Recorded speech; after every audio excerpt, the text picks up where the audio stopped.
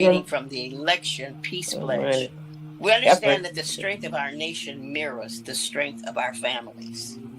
Just as a child needs both a mother and a father, our country needs all of us, working together, respecting one another, and upholding the principles that unite us. This is not just about the outcome of an election. It's about the values we instill in the next generation, and the unity we build in our communities and the future we shape together. Let us take inspiration from our family bonds, recognizing that our nation's health begins at home. And by promoting fair elections, rejecting violence, and accepting the results, we honor the legacy of those who have fought to secure our freedoms. We can transform our challenges into opportunities for healing and growth. The American family is not just a concept. It's the living, breathing heart of our country. As we come together for America's family reunion, let's remember that our greatest strength lies in our ability to heal, to forgive, and to build a future that reflects the best of who we are. So let us pledge peace for the sake of the American family, and finally begin to heal the wounds that have divided us since the Civil War.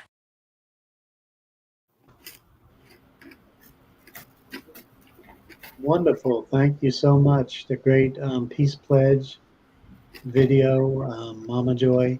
So welcome to our American Family Reunion podcast. We've been doing this every Wednesday for some time now. We got a really exciting program tonight and a great panelists that are going to be discussing some deep issues.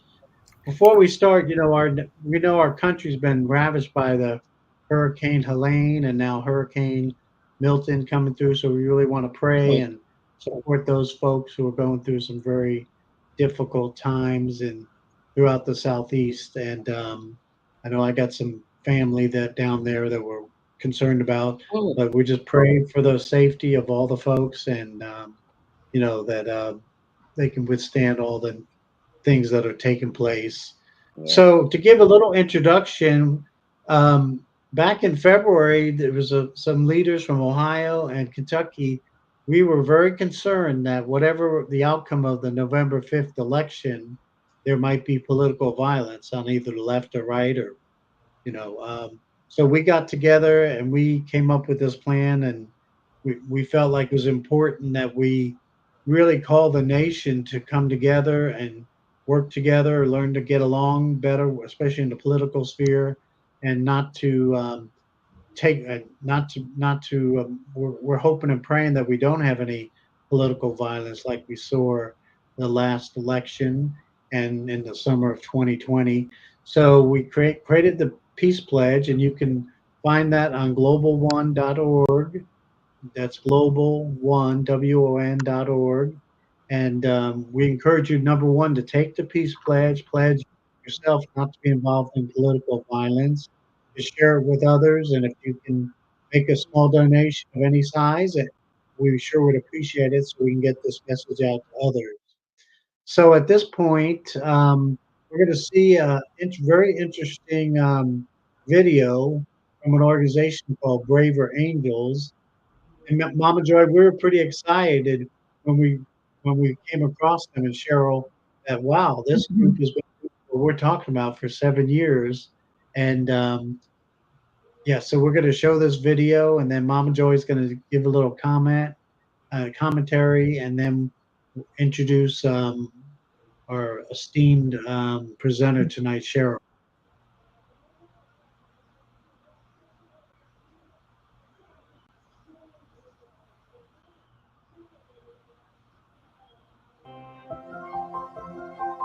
I'm leaving this place with a sense of grace and hope for our future and our nation.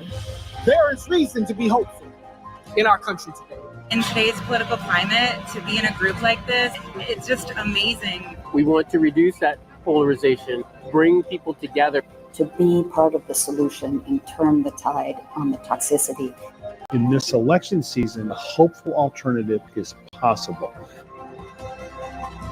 There was so much grace and room to listen to one another. You get to see people as human beings again. There is reason to hope, not because we agree on all of the issues, but because on the issues that we disagree upon, we still disagree as good people.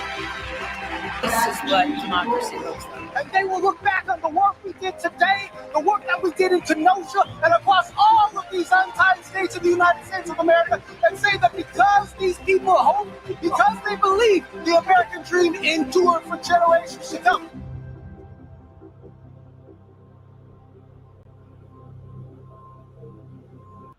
Great, fantastic. And one thing we've been talking about is what is connection of the peaceful elections.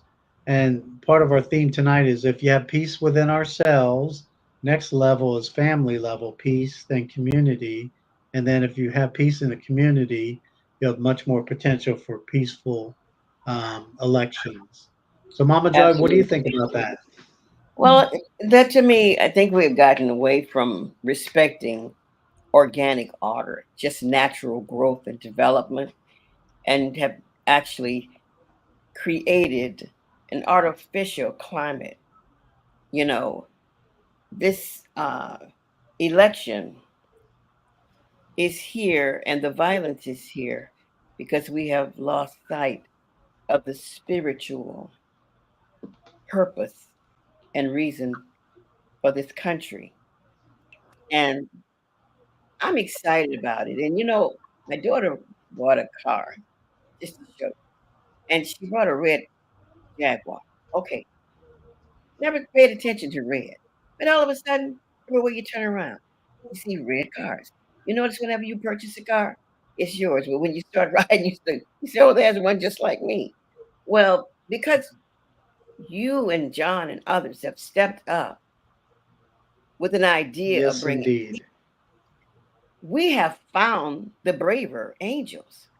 They have been going on for 7 years, so they're very refined. We will feature them sometime this month. We will get someone from there. But right now, it's all about showing up with what idea, what thought is the original intentions of our forefathers. As Americans, we should not be entertaining that violence. But it's something that we have learned because men always are contesting, and and when men don't win, they get upset. So I think it's yeah, they do. I think it's time that we understand that women are now aboard. We're aboard because it's our time. We're tired of burying our children. We're tired of the war. And the Almighty is now making it possible for women to bring their gifts and talents to the board to help balance us in understanding that we are to raise our children to contribute to a better life and to make a better America. And they can't do it in the ground. I told the pastors the other day, I said, we'll be burying more children, bringing it because they're coming in the church in a coffin than we're raising them. So I am interested and I'm excited about our guest today. And she just happened to be the one who holds my sister's name. My sister's name is Cheryl, my baby sister, spelled the same way. And do you know what that name means? That means beloved. Did you know that? Yeah. It's a combination of many, just as the English language is, but it means beloved. And I feel that because of your name, whether you recognize or not, the Spirit will allow you to manifest the best of who you are. And so, beloved Cheryl will present her gifts to enable us to look at our America in a different way. And she has 4 simple life changing gifts that come from her heart. So I'm willing to receive her. She can tell you more about what it all that she does. But just imagine waking up in a country where every voice is respected. Every voice is respected and every vote counts, huh? So we see there's a lot of tension going on, attempting at our former president's life. But what if we as the people can just change that narrative? So let's come to the kitchen table today and see what Cheryl offers us, because we need a call to action. And so I'm expecting some gold nuggets to come, because together we can build a better future for our country. And I won't say we're not in church, but like we say in down south, and let the church say amen. So come to the front, Cheryl, and introduce us to these life-changing gifts that we can employ and make things better for us. Thank you. Put your hands. All right. Thank you. Thank you, Mama Joy. Thank you, Peter, John, Ernest. It's great to meet you. I'm excited to be here. I was honored when I got asked to come and share this and share the kitchen table with all of you this evening. I was watching the Braver Angel thing, and what it all boils down to, and what the 4 gifts all boil down to, is communication. And we are in a time where communication through social media is everybody has a megaphone and they're just yelling at people, but there's not a real dialogue. There's not a real conversation that's happening, right? And it's very easy to say all those things when the person that's receiving it lives 5 states away or on the other side of the world, and you don't have to actually be in relationship with that person in that same way. So what this is about is that communication, and how do we bring that back to our own kitchen table, right? So I know we have another little video we can play that's here's what we thought we would do tonight, is to talk about this, is to roll through the 4 gifts initially and then go back and visit each one.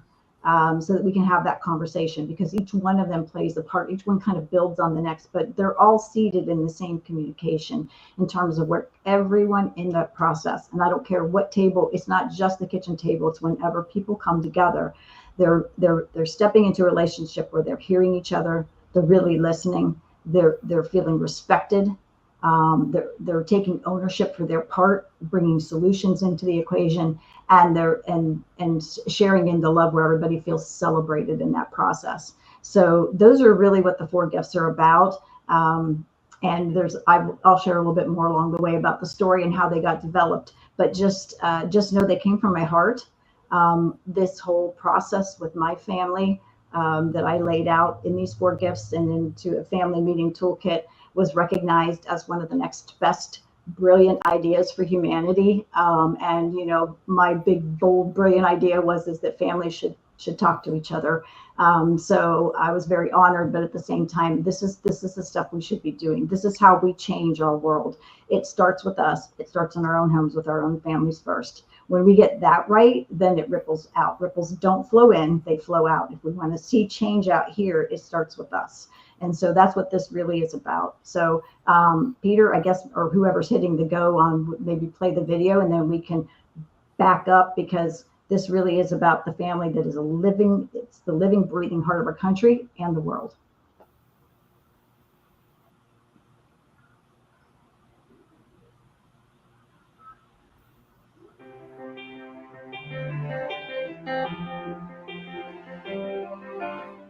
If I were to ask you to stand up and then sit back down, you would do it without thinking twice. You wouldn't think, gee, I wonder if this chair is going to be here to support me.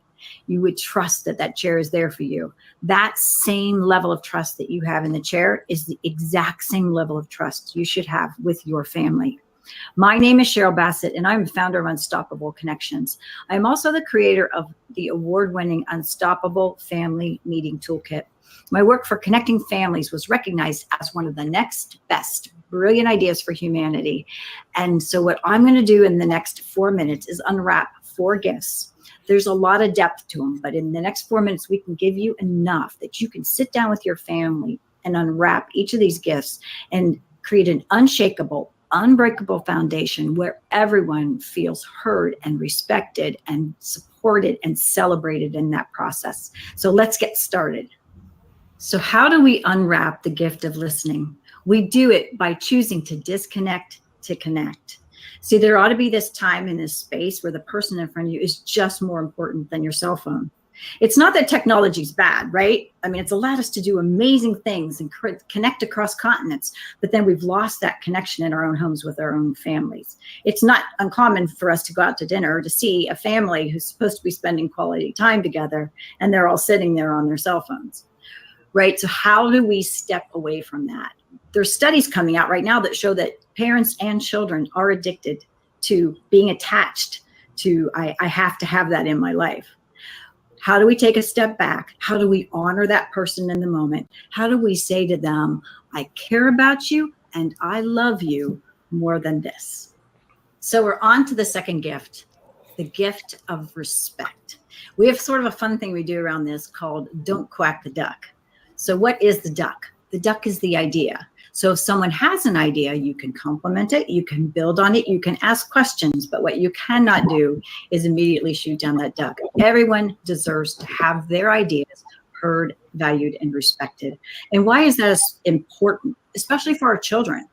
Because when we take away their voice, you see, they don't stop believing in us, they stop believing in themselves.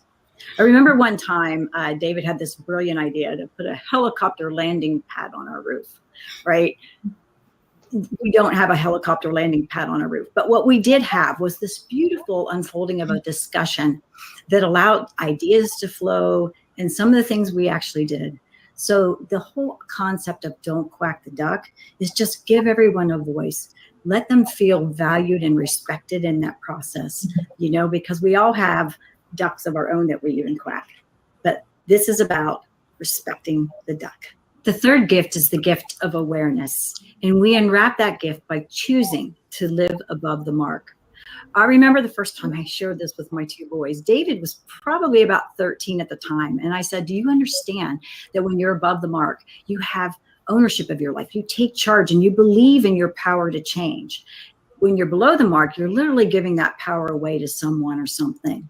And his answer was so profound. He said, Mom, I totally get it. What you're saying is like last night when we lost our baseball game, we all just sat around and blamed the umpire, but we never looked at ourselves. So tomorrow night, we won't play any better as a team than we did last night. You see, the truth is that we can never solve a problem in the energy of a problem. We can only solve it in the energy of the solution.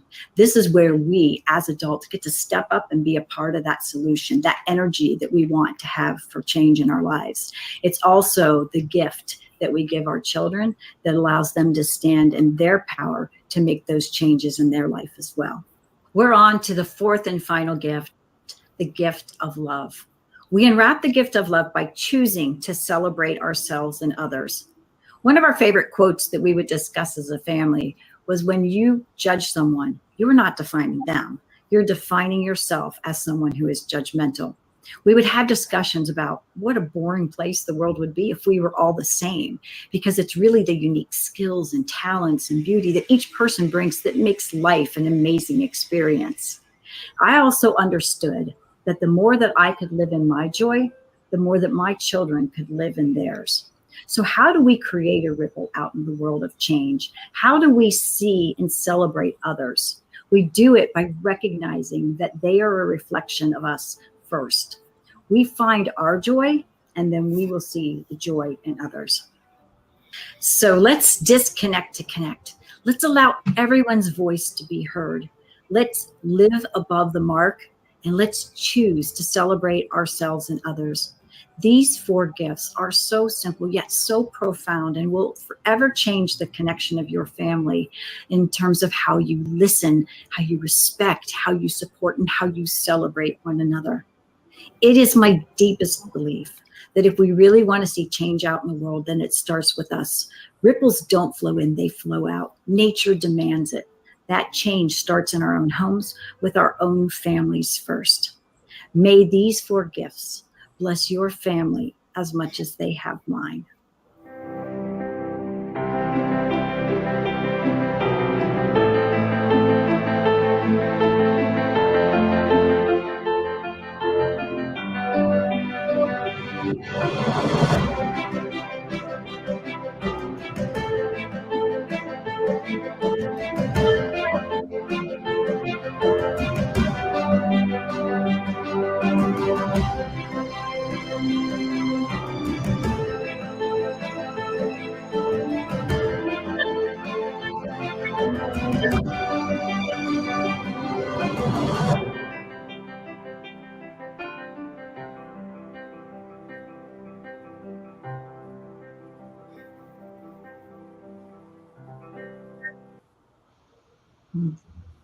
We feel.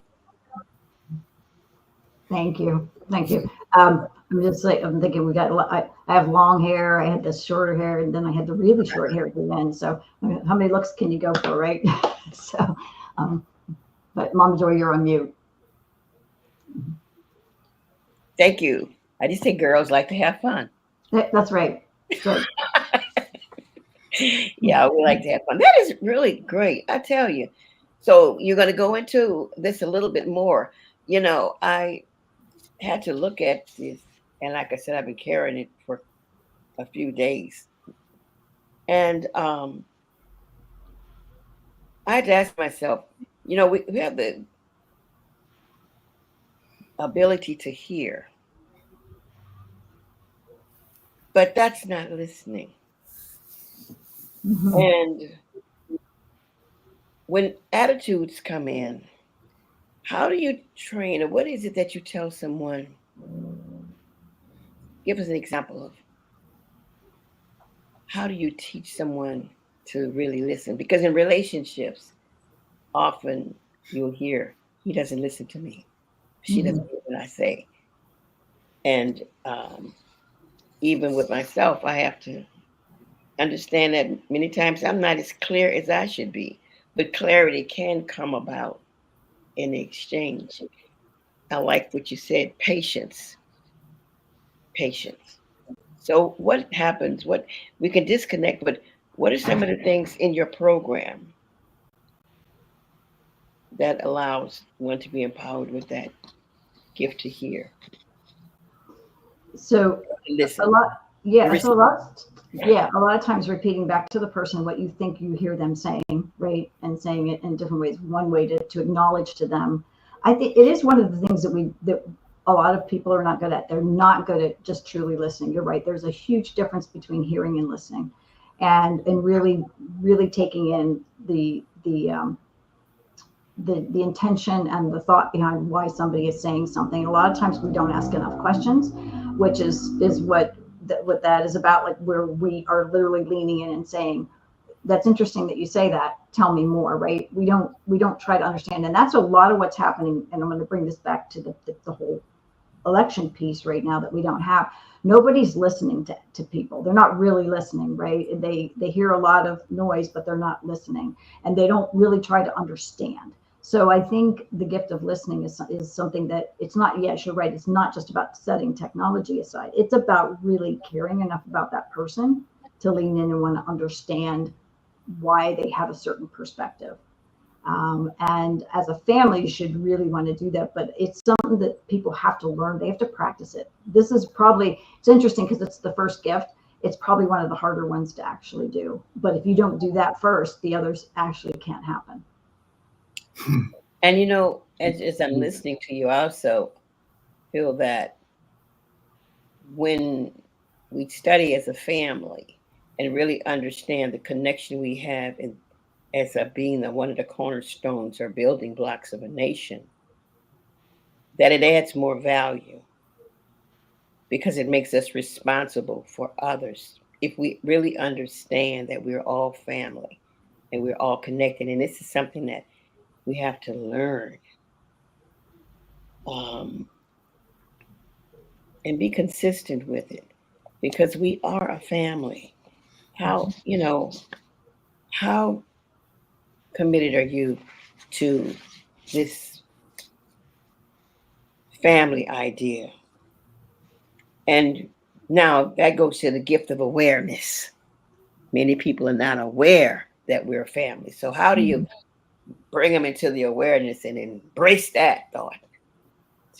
Yeah, well, so we're that would be the third gift, right? And jumping into that. How about on the first gift, Cheryl? I'd like to hear Ernest. Let's go through each four of them. So the first gift is listening. Ernest, what's your thought on the importance of listening? Yeah. Well, thank you. And I'm very impressed the listening, respect, awareness, and love that you give. If I was given this, please forgive me, I would start with love and go to awareness and respect.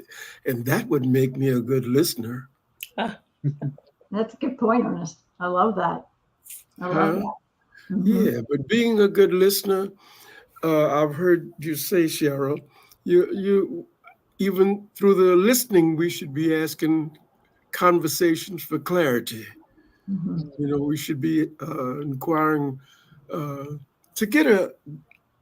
make sure we're being respectful and getting everything that the person is saying. Yeah, I'm very clear. Thank you. Thank you. I love that awareness you just brought forward, though. That's a very good point.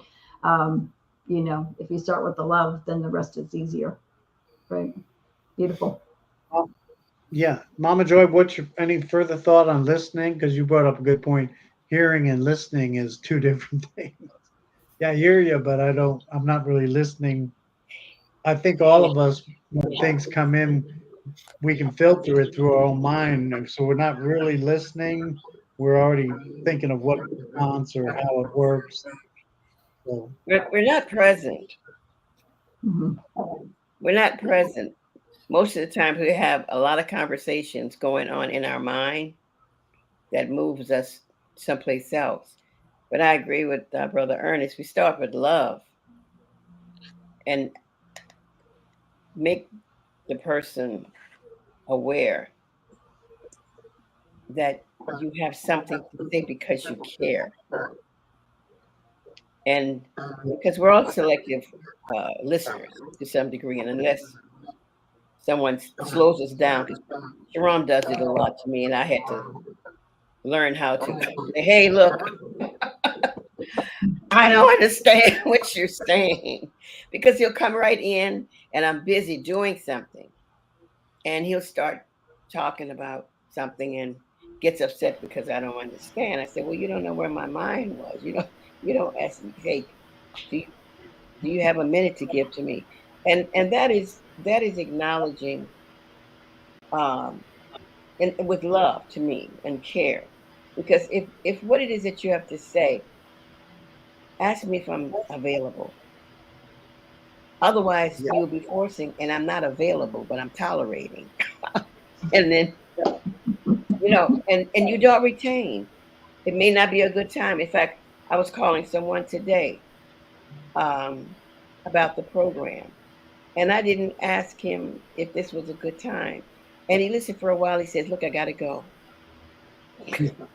because I've got these other things to do. And I realized that when I call, I should have asked and respected that this person may be involved in something. And to me, I think that is respect, and it's also to a degree of some love. And so I'm learning, and I think that's something in which we should be conscious of. We're not in anybody's mind. People are busy, so the first is respect them. Yeah. What about you, Peter? So Cheryl, what's the second gift? Let's. Well, what about you, Peter? Do you have anything you want to add in on? Oh yeah, no, I think I'm like that too, and real practical. I'll be watching the news, and then my wife is talking to me, and I'm hearing, but I'm not really listening.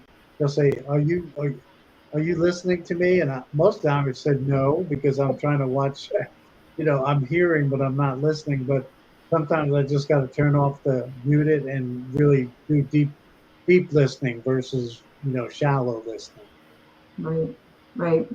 Well, one of the things I'll just say, like, this was an hour that we carved out as part of our story on Sunday nights at 7:00, which is why we put the technology away. It is so easy to get distracted by, like my phone is off right now as far as it's off it's not going to vibrate and it's not going to ring, but it still lights up and I still find myself getting distracted, right? Like, so I need to turn it upside down or put it in another room, right? Because if you don't, it's a distraction. And the interesting thing is that everybody thought that was for the kids. It wasn't. It was for the adults. Yeah. They were far worse at being able to just say, well, I might get an important phone call for work. Is that phone call more important than your family? Right? For an hour? Your family can't be the priority. So I think it's partially that, but we live in a world of distractions everywhere. Yeah. Right. So Things that, when I was growing up, we didn't have as many distractions, right? But they're everywhere now. And so how do we turn it off just long enough to make sure that the person that we're in front of understands how important they are? And when you go to a restaurant and you have lunch with somebody, if you have your phone sitting here and you're constantly checking it, you're not present with that person. No, you're not. And since we're talking about phones, I'd like to pull up our guest, also Brother Ted Sweet, who I spoke of earlier. I'll ask him to pull him up on the screen so we can see him. And that is what he is involved. His project 22 is providing phones to those veterans because there's such a high number of suicides. Right. So I don't know how long you've been here, Ted, but did you want to make a comment about the gift of listening and the importance of it? Glad to have you aboard. Yes. Can you hear me? Yes. Yes. Well, I'm glad to be here. I apologize I wasn't here earlier, but I just started an LLC by the name of Profile Soldier myself. I'm a 9-year U.S. Army veteran, weapons specialist. And when I got out of the military, I went to New Mexico State, did my bachelor's, then Vermont Law School. And I've been a lawyer for the last 22 years. But I have something that's really important to me is helping the general welfare of someone similarly situated as myself, like fellow veterans. And there's a statistic that I think most of you probably heard about. Between 22 to 23 veterans take their life every day in the United States of America. And I was just doing some research, and one of the things responsible for that uptick in crime, I don't say crime, but an uptick in taking one's life, was communication. If you go outside right now, I used to tell people, I want someone to go outside and call me from a payphone. Payphones don't exist now. And if you look at it, it's just like a rotary phone, but it's something to smile about. But what it actually did was, if a person's going to commit suicide, one of the main things they do beforehand, they're usually in solitude. They usually don't have anybody around. But so what happens is that they want to reach out to someone. On a payphone, you could always get, you can call someone and get what they call the proverbial collect call. But that's something that's yesteryear too. So one of the things I wanted to do to arm my fellow veterans with, the ones that aren't doing so well, is a cell phone, which they can use on an emergency basis, regardless of whether or not they had minutes on it or not. Because I think the public policy behind it, the empathy for other people is well worth, 22 cell phones. And my project is basically this. I'm funding it myself. I'm going to 22 cities, and in those 22 cities, I'm going to see about 25 to 30 veterans, and I plan on giving each one of them a cell phone. These are going to be veterans that are homeless. And in that time frame, I'm going to inform them of their right to file VA claims and so forth, and inform them of the litany of benefits that the VA gives them. And then 12 months later, I want to try to call every single one of those numbers, and I want to see a thumbs up with my fellow veterans. And then I can use that as a best practice, because I plan on doing an accompanying white paper on that, which is basically a paper that want to try to put something that an individual did on their own into policy. So yeah, that's awesome. Thank you so much. Thank you for that. Yeah, and that's where technology, right? Like, that's somebody that actually needs somebody to hear them, and it allows that to happen. So it's beautiful. Thank you, Ted. You can mute your phone. You'll mute your phone to get some feedback. Thank you. That's amazing. Okay, Cheryl, what's the second gift? We'll just do it. The gift of respect is actually the second gift, and this is the fun one. If you remember, for those that saw the video, is the duck. right? And it's pretty funny. The duck's actually something when I take it even into company settings and we put ducks out on the table, real quickly people realize how much they shoot down other people's ideas, right? And it's just a fun way to say, hey, my idea deserves to be heard. Sometimes the best ideas end up happening. And so it's a really, really great way to just be a fun reminder. Brian used to shoot down David's ideas all the time, right? And he'd be like, that's just ridiculous, right? And but then I would be like, no. And this gets back to even listening. Okay, David, you say, and I use the helicopter landing pad as one example, but there were many. But when David said that, I'm like, okay, I'm curious, why would you want a helicopter landing pad, right? It doesn't mean we have to have one, but what was the thought in his head that made him think that that would be a cool thing? Well, what was great about it was Brian actually ended up having more ideas about what we could do with the helicopter landing pad than David. And we ended up doing some of those things, and it was beautiful, right? And so, David's got this wild mind, and Brian would be right away, and David could go, let's hear my idea. And it was a reminder to all of us to engage in that. But I've also been in meetings where I've had somebody, this happened one time where somebody stood up and quacked the duck. And I'm like going, man, I didn't hear anybody shoot down their idea. In fact, I didn't even hear them share an idea.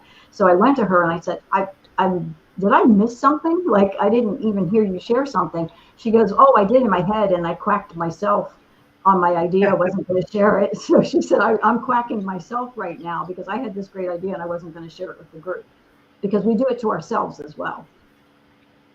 We don't share. Absolutely. And because we think we're going to get judged or somebody. So what was great about this in our meetings and in that conversation is that there were no bad ideas. Every idea was valued. And some of the ideas that seemed sort of crazy and not that great to start with led into the most amazing things that we ended up doing or embracing.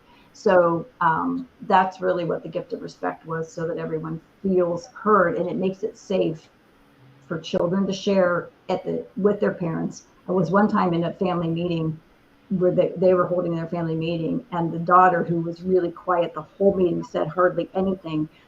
Towards the end of the meeting, she said something about, well, maybe we could do this. And the dad said, that won't work. And I just wanted to take that duck and bop him on the head with it, because it wasn't about whether her idea would work. It was about she finally, it has to feel safe to share. So, but this is where we're not, again, it gets kind of, it crosses over into the listening piece, because we need to respect everyone's voice. So listening, build respect. Ernest, what are your thoughts on the respect aspect of the gifts? Yes. Well, I'm familiar with some scientists that argue. And when they argue, I mean, scientists have great knowledge. So when they argue, they come up with all kind of theories and they might find something that they agree on. And then they have to discuss it with the other colleagues to make sure to see if there are any holes in that's out of respect. But then at the end, even though they disagree, they stop and go for a cup of coffee afterwards. And that's respect. You gotta let people be where they are. Respect them where they are. Mm-hmm. Whatever works. If it's working for them, my goodness, let them have it. Mm-hmm. Great. Mama Joy, what are your thoughts on respect? Well, it's amazing that what we're doing is old stuff, ancient. The Padea method was something that was not at the table, but they would be outside and they would gather in the round and they would have discussions. And yes, Cheryl, they would have a piece of information or something, whatever the topic was. And the rule was, whatever that person expressed about that, don't knock it. Mm-hmm. Don't quack the duck. Mm-hmm. Exactly. Mm-hmm. And I've been in a number of those things. Don't quack the duck. and I'm listening to the ideas and flow that is happening here from Ted with his project and his belief in himself, in your four gifts, and in Ernest with his saying. And that's one of the reasons why I am appreciating how this group is growing. Mm-hmm. To be receptive of the rights for people to have the freedom of expression. That's one of the bills that's in that preamble of the United States. In some way or another, we've forgotten it because we have not been teaching it. And we have not bringing it in our education system that as an American, that is what we're supposed to do. And Absolutely. Mike. Yep. My thoughts before we move on to the third gift is it's kind of like a whiteboard session. If you do a whiteboard session, right, everyone puts their ideas, and like you said, Cheryl, you don't criticize, somebody's idea. You just put it up there, and then, and kind of what Ernest was saying, then you kind of evaluate it, and you come to a consensus.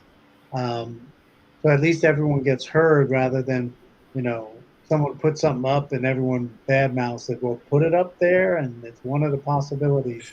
So we're listening, and then we have respect. So we're letting everyone share. What's the third gift? The third gift, and I know I referenced this in the video too, but I think it bears repeating because it was really the most powerful for us. I think of some of the things that we did because the gift of awareness and living above the mark. And I used to just say to my boys, like, if we're not above the mark, if we're not like taking charge of our lives, if we're not owning our situations, if we're not figuring out how we get to be a part of the solution, right? That means we're below the mark and we're actually blaming someone else. We're living in denial, and we're not taking any ownership into it. And you can't actually make a change when you're in that space, right? There's no pathway to make a change when you're down there. And sometimes you can have an awareness, like, I'm not ready to make that change yet, but at least you are aware, right? And as long as you're aware, like, I'm not ready to step up and own this yet, at least you can also know that you're not going to be able to actually see a change either, right? So I think sometimes if we're not ready, that's fine, but there needs to be an awareness that we're not really owning it. And so when I shared this with them, and I'm like, do you understand that if you're below the mark, you're literally giving your power away to someone or something else, right? And you're not owning it. And I said, does that make sense to you? And then he came back with it, and I think he was probably like 9 years old, and said, oh, I totally get it. What you're saying is last night when we lost our baseball game, we all just sat around and blamed the umpire for the calls he made, but we never looked at ourselves. So we're not going to play any better tomorrow night than we did last night. And I was just like, wow, like, you totally get it. And I tell parents, is that your kids will get this. And the bad news, and that's the good news, but the bad news is your kids will get this, because when they do, right? When I gave all my excuses to my children about why I couldn't go get my workouts in or eat as healthy as I should be, you know what? They said, sounds like you're a little below the mark right now, Mom. Right. And of course, I immediately wanted to just say, go to your room. Right. But I couldn't, right? Because I'm the role model, right? Like, we talked about this the other day, but we're wearing a superhero cape, and your kids are always watching, and they see everything you do. You are the role model for them, and if they see you constantly making excuses and blaming someone else and pointing the finger. Remember one time, Brian came home from school, and I said, "How'd you do on your test today in school?"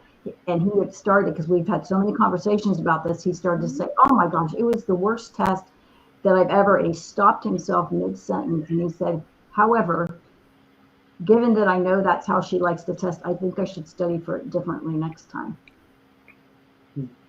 Very powerful, right? Because all of a sudden Brian realized, I can complain about it, or I can figure out how I get to step into it and own it. And he was, 12, 13 years old, right? What a powerful thing for people to realize that it's within them to actually step up and own and be a part of the solution. Sure, absolutely. Mama Joy, what do you think about that awareness? Well, the awareness is the one, Brother Peter, that really I had to rock with. because I never knew the power of awareness or what you could do. It's like people say, well, when you know better, you do better. That's not really true. We say it, but it's not really true because many of us know we can do better, but we don't. And I was looking at your diagram when you're below the mark, and it is blame, justify, and deny. And I thought about how can you rise above the mark? And this word, just like you bring patience, you can't do it when someone offends you or you offend. You can't rise if you don't know how to forgive. Mm-hmm. Forgiveness to me and going above the mark rides on your ability, for me, joy, Mm-hmm. to be able to forgive. And sometimes we are not aware when we have hurt someone. And sometimes we don't know when we have disrespected someone. And sometimes we don't know when we're not present by not listening and became offensive or promised to do something and forgot and don't know how to say, forgive me. I mean, to me, that is something that so many families, so many individuals have not learned to do. And our nation does not practice that. Mm-hmm. As the brother Ted was speaking, when they go into the service, you've got to be perfect almost. My granddaughter just went in and she's going to be going to Spain soon. So she said, well, I'll be home for Christmas and whatever. But because I love her, I don't want this nation to forget her. I don't want this nation to continue forgetting those individuals, regardless of their nationality. We need to put that down, and we all are Americans. And Mm-hmm. that's the common factor that I want to see us build. That we are all Americans in this family, a bouquet of God's divine flowers, put here for a reason, for just a season. But we must learn how to forgive because that's the only way we're going to go above the mark and rise. That's it. Amen to that. Amen. Amen Is to Ted that. still with us? Yeah, Ted. Ted, would you like to comment on awareness? The third Oh, tip. yes. I kind of look at it. I want to speak on something called self-awareness. In other words, a lot of times you might be prone to anger or some other kind of emotion that's not favorable. And sometimes you got to be able to look in the mirror and control oneself in the moment. And it's a hard thing to do. Like they say, I'm a Christian, and they say one of the hardest things to do, harder than going to war, is to forgive somebody who scorned you or spurned you. And I think you just got to lead by example. But that's my take on awareness. I love the commentary beforehand, but especially what Cheryl was talking about. I just want to talk about self-awareness because sometimes you can sit there and you can become mad and so forth, and then a little bit later you think about it and you say, I wish I didn't say that. But to be self-aware means you catch yourself on the moment and you don't have to go back and say that, because words are the most powerful thing on earth. And being able to control your words and your actions, I think, just go hand in hand. So I just want to concentrate on self-awareness because the last thing I really want to do is going back to another topic. I don't want to disrespect anybody. Sure. Well, thank you for those comments. So we talked about listening, respect, awareness, now love. Everyone loves love. So Everybody loves love. I do want to say something just off of it ties it all together though, but the quote, to err is human, to forgive is divine. And I always put ... especially ourselves.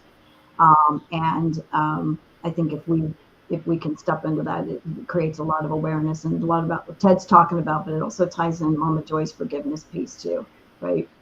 It's all about the awareness. So anyway, that's beautiful. Thank you, all of you, for sharing. Yeah, so the last one is the gift of love, but now it's probably going to have to go to the first one because Ernest messed my whole mind up. I will tell you the reason it kind of flowed out like this, Ernest, just so you kind of know, is that originally we only had 3. I added It's okay. Yeah, no, that's all right. But I'm just like, that kind of came later. It's interesting because when these started out, we actually had them as 3 rules, right? And I never liked the word rule, right? So then we went to, then I added in the because you can't say the rule of love. That just is ridiculous, right? So I'm like, we got to change this. So then we changed them to the seeds, like seeds that you plant, right? But nobody understood what I was saying. They thought I was saying like the letter C. So it was super confusing. Then somebody suggested I go to the 4 secrets. And I started out by saying like, well, here are the 4 secrets, but they're not really secrets. And then I'm like, oh my God, they either are or they aren't. Pick something, right? And so when my kids and I did this originally, we had the 3, we added the 4th, but I landed on the gifts during a time when I was very ill, and I was doing all this deep internal work, right, to get through this illness that I had. Didn't know what was wrong with me. And I literally, it was one of those moments where you just it came in, it was like, these need to be the 4 gifts, right? Because rules are limiting and gifts are expansive and opening, right, of our hearts and our minds. And so the gift of love obviously does that more than any of them, right? That allows the even just the vibration of love, right, is expansion of consciousness, on not just on our families, but on the planet. Right. So the gift of love was learning to celebrate. And one of the reasons I brought it forward was because I felt like it was a really great way to actually tackle even some of the bullying issues, right? Because a lot of times people just don't understand that the beauty in the world comes from the fact we're all different. And I used to say to the kids, if we were all the same, it would be so boring on this planet, right?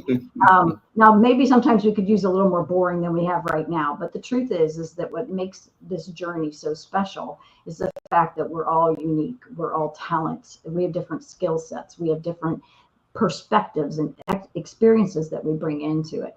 And so I felt like it was this beautiful way to say, even in the school systems, right? Like, if you're different, good for you. Right? Because you didn't come here to be like everybody else. You came here to be you, right? You came here to be the best version that you get to be in this lifetime for who you are. And so I wanted to bring that celebration in to celebrating every single aspect of who we are. And so my kids and I had amazing conversations about this.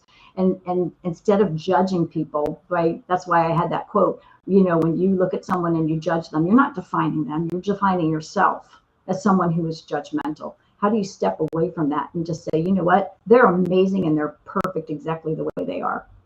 I don't have to agree with them, but they're still perfect in their journey. So the gift of love really became this big flourishing thing that actually allowed all this, although I can appreciate why you might want to put it first too. And I love that thought. Thank you. But anyway, the gift of love was where we landed and had amazing, beautiful conversations as a result of it. So anyway, I welcome the additional thoughts around obviously this gift as well. Yeah, Ernest, since you brought it up, which is a very good point. What's your treatise on love? Okay, all right. I missed out on awareness, but yeah, I want to hear the awareness. Can you tie them both up? That's okay. Okay, I'll do love. I'll stay with the program. My first thought on love would be to love myself. Mm-hmm. And in loving myself, I need to know who myself is. Now, I've heard the preachers say we were spiritual beings living a material existence. And I like that.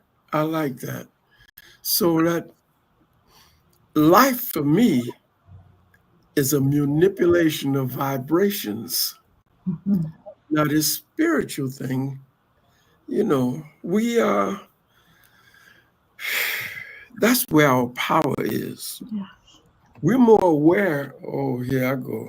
I went to awareness. Huh? You're good. We're more aware of the physical than we are of the spiritual. And if we could, to manipulate the spiritual, we got to move things. We got to do it physically. But if we go to the spiritual realm, they'll move easily because we're in touch with who we are. We get messages from our spirit that we ignore that would make things easier for us. And love is one of them. Love is one of them. We love yourself first. And if we don't do that, well, how are you going to love somebody else and you don't love yourself? Please. So love is the foundation of it. Just know who you are when you love it, so that your cup can run over with love for yourself, and then you can share it. Thank you. Good point. Right. Well, Mama Joy, why don't you close us out with your comments, and then we'll play our song. And we appreciate everyone joining our America Family Reunion. And once again, you can go to globalone.org and sign the Peace Pledge, share it with others. If you have a little money, you can give us a donation. We'll help spread that through our social media channels. So that's globalone.org.